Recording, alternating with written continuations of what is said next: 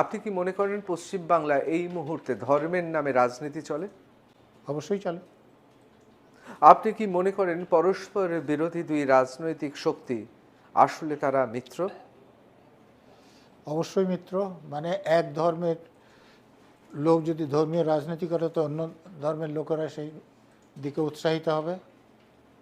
আপনি কি মনে করেন রাজনীতিবিদরা যারা শীর্ষ স্তরে বিভিন্ন রাজনৈতিক দলে আছেন তারা আসলে মানুষকে বোকা ভাবে? দেখুন, তারা প্রচণ্ড ধূর্ত, চতুর, বুদ্ধিমান লোক আমি বলছি না কিন্তু, এবং তারা মানুষকে কিভাবে ঠকাতে হয়, মানুষকে আবেগকে কাজে লাগিয়ে কিভাবে নিজেদের স্বার্থ সিদ্ধি করতে হয় সেটা খুব ভালো জানেন।